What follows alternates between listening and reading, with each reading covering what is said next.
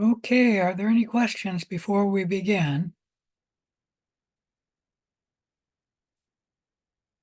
All I'm going to do is briefly talking about the infectious disease project, and then we'll end the lab.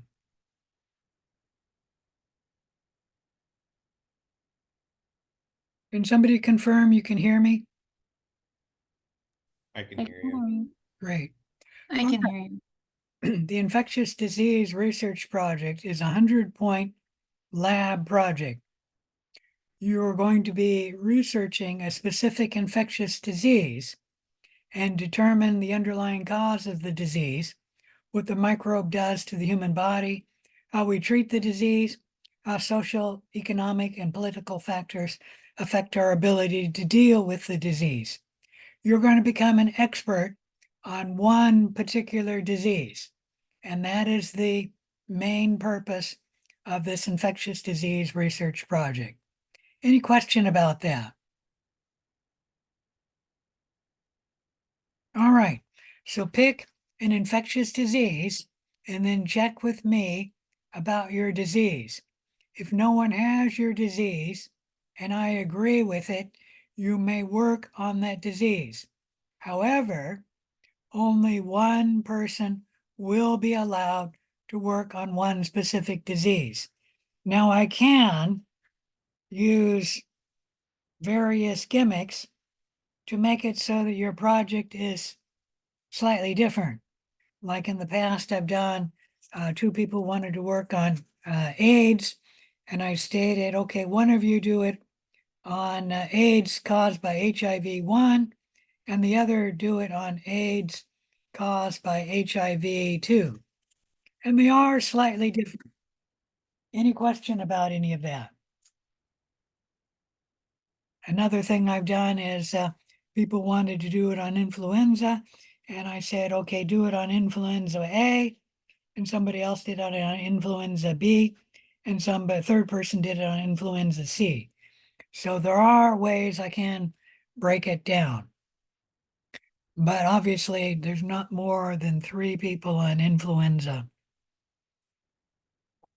The point is, the first person to email to me the project will be the first person assigned to that disease. And email me in Canvas, because I'm not going to be checking my clark.edu email very frequently. All right, so you need to learn about your assigned disease. So you'll do a search about it and then read about it. And then eventually you're going to write up your written report. When you write it up, it must be typed, single spaced, with 1-inch margins and 12-point font. It's very important that the paper be at least 12-point font. If you notice, I wear glasses, and if it's smaller than 12-point font, I'll have a hard time reading it. You should have a cover page, but do not have, you should have some cover information, but do not have a cover page. I simply want the cover information to be on top of the first page of the text on your project. Any question about that? All right, the text will be the main part of the project. The text should not exceed more than 5 pages of text. If there's more than 5 pages in your text, more than 6 pages, I should say, you'll get a penalty. And if there's less than 4 pages of text, you'll get a penalty. Now, when I'm looking at the text, I'm not going to be counting the pictures, and I'm not going to be counting your full references, which are given a citation. What did we call that? Literature citation page. So your text is not going to have the literature citations or your pictures. So make it around 5 pages. You should describe all aspects of your disease that are in the report content below, and I'll talk about the report content in just a few minutes.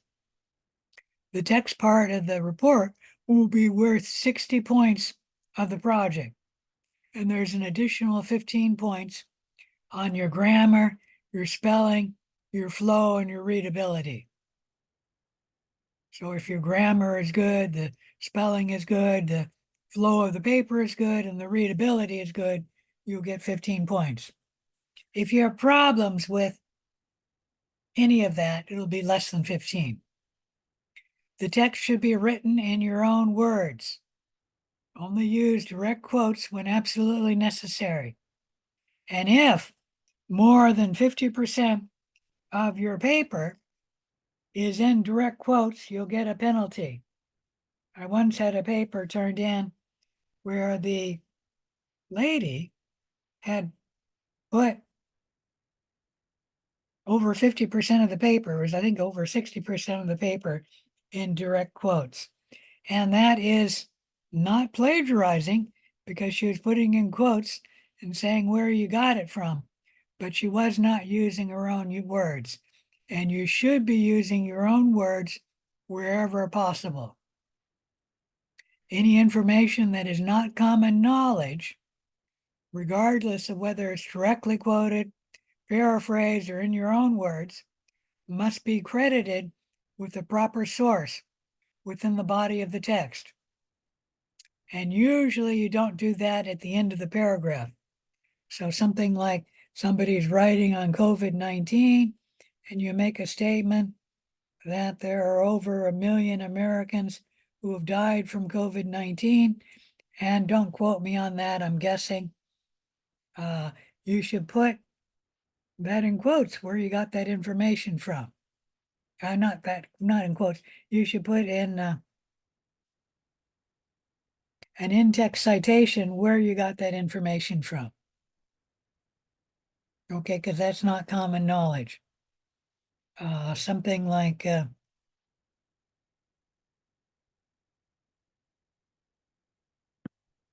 bird flu rarely hits Americans, and then you give a number that less than 15 people in America come down with bird flu. You should put an in-text citation where you got that number from, because that is not common knowledge.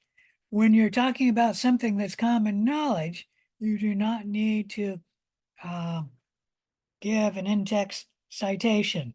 Like when somebody gets salmonella and then they get salmonella poisoning, that's common knowledge. You don't need to give an in-text citation.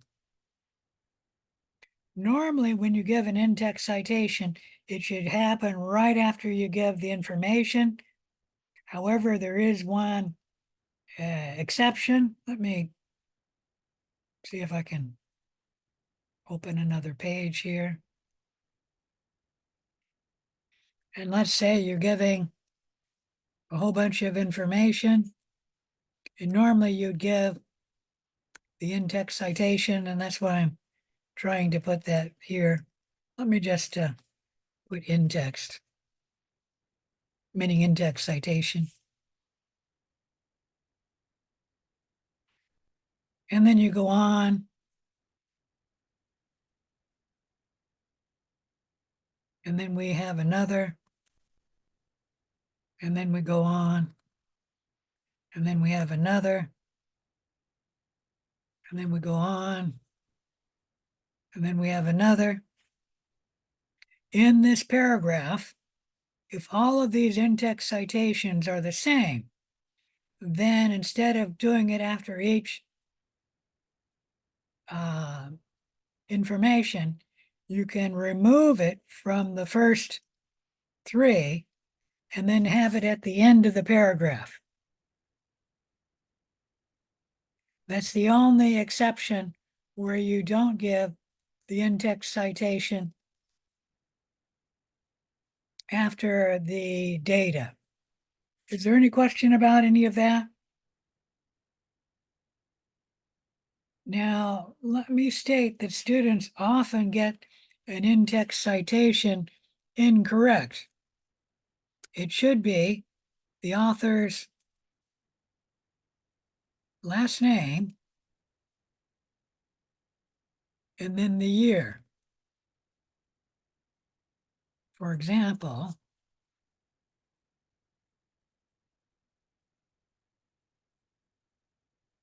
Smith, 2023.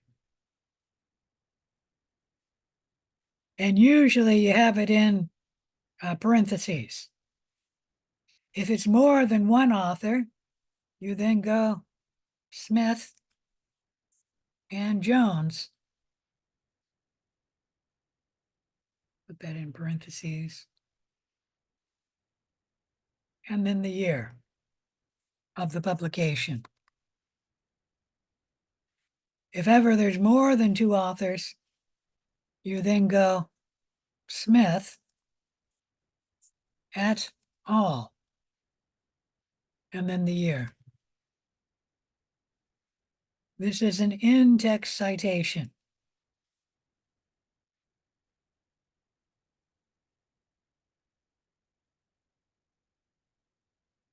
Not the full citation, which, what is that called? The citation page, literature citation page. In the literature citation page, that would be at the end, usually of your paper.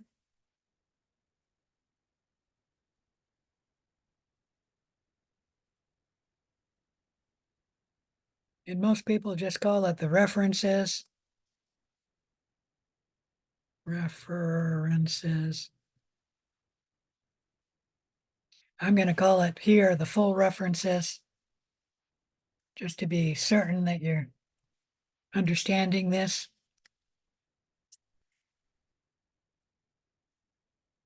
You should have every in-text citation that you gave.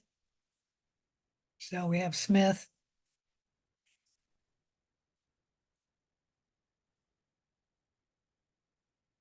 (2023).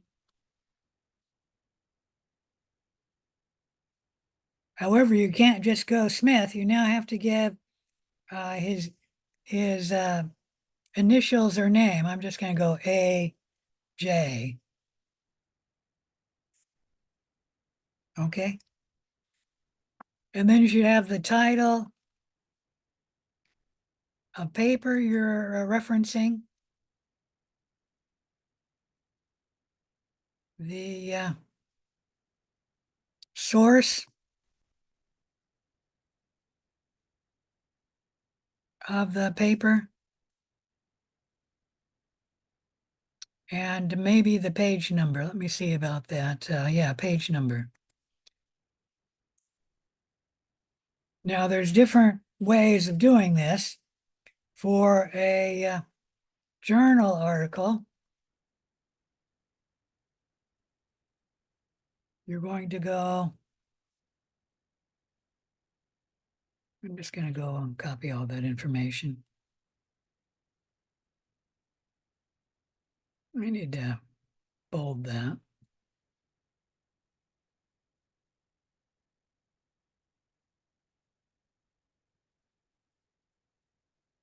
So the source of the paper could be something like Journal of the Academy, no, National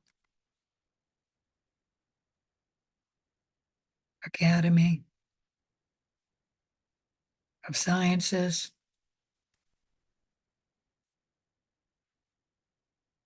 And then you give the volume number.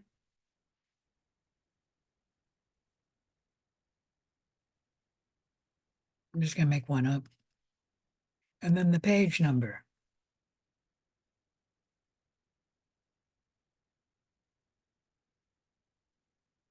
Got everything? Smith, year, title of the paper, the source, volume number, page number. I think that's everything. If it's a book, there's some more information.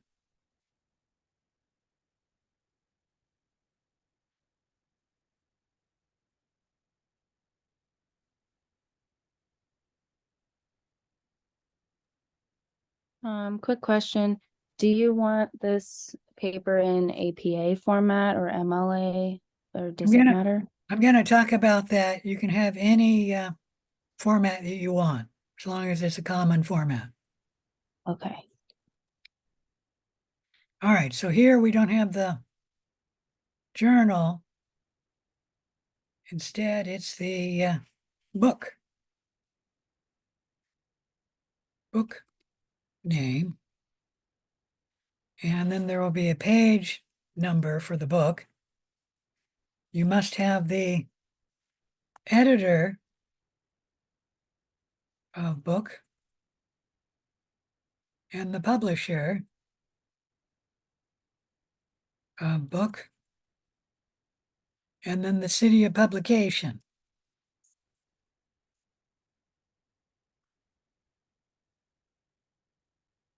Okay, you want me to give an example of that? Like Smith AJ, the title of the paper, which would be something like chapter 11 for our textbook, the book name, microbiology, whatever, the page number you got it from, the editor of the book, which is Totora, and you should give all the editors, and the publisher of the book, I'm not sure who it is, and then the city of publication, which probably is New York, but I have to look in the textbook. If you have a internet source,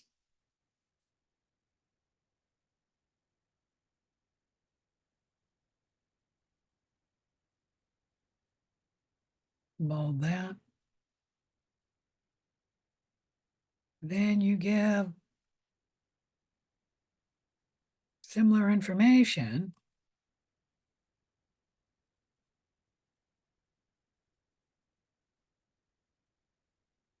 So the title of the paper.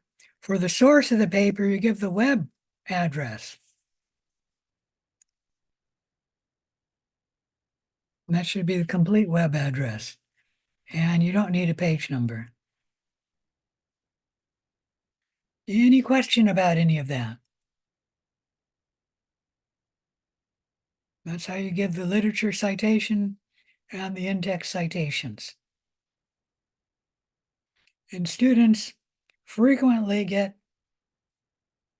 these wrong. Another thing, when you're giving the authors of the full citation,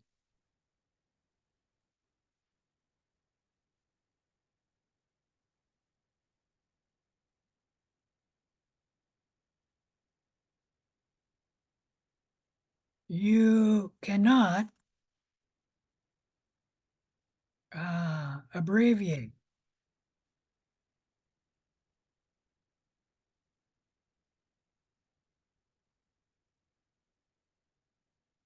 Meaning you cannot use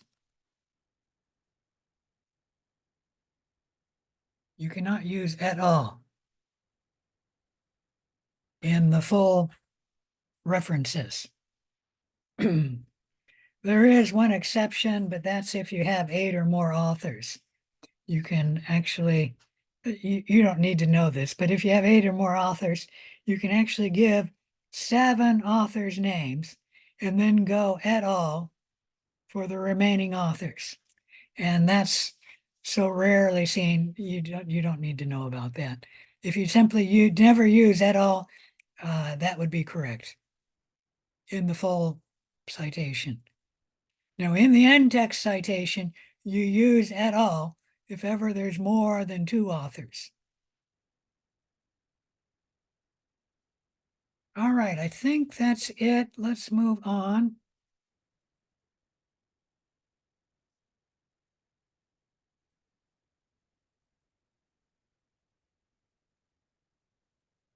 The in-text citations are worth 10 points. You may use any commonly used citation format. You should give sources you cite your paper, and the sources you use should be scientifically appropriate and reputable, meaning you use good sources. Sources to be suspicious of, you should not use. You'll get a penalty if you use. And generally, I can just look and see if it's good or poor. Anything that's religious, politically, privately funded, a personal website, a college or university page that has student work on that page, and Wikipedia should not be used for your full reference sources. Okay, the reason being is because they're unreliable, these sources, and they're going to be biased. So you want a scientifically appropriate and reputable source.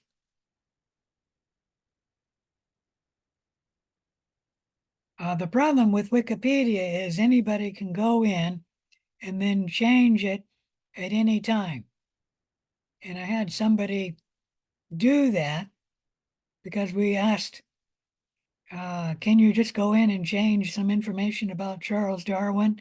And the guy went in there and he actually changed the information and it took. And so that's why Wikipedia cannot be used. You may use Wikipedia for your own starting knowledge, but you may not use Wikipedia for a reference.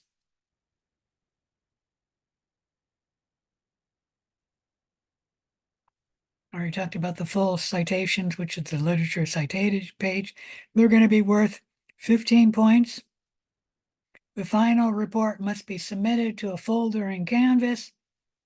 It must be in a document, a docx, MS Word format, RTF, rich text format, WR, and that's Microsoft Word format.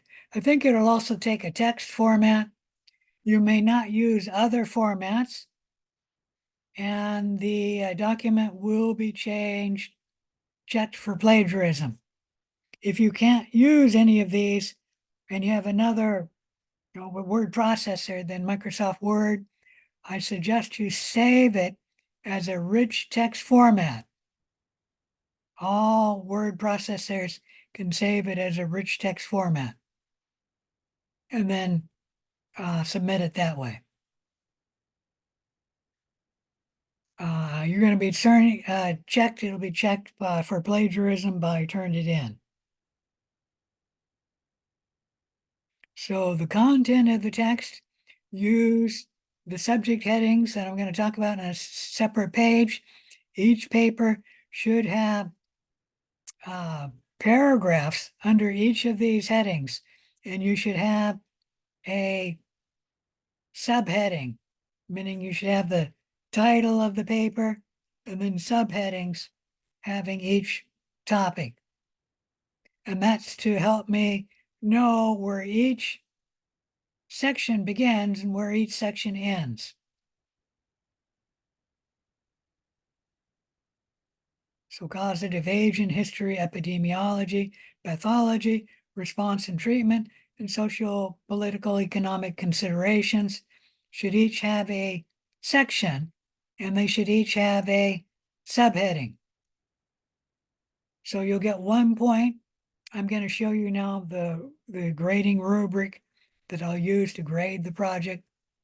You'll get 1 point for the cover information, 9 points for the causative agent, and that will be a little bit different depending on whether it's of bacterial origin, viral, prion, and eukaryote. Sorry, this has gotten messed up here.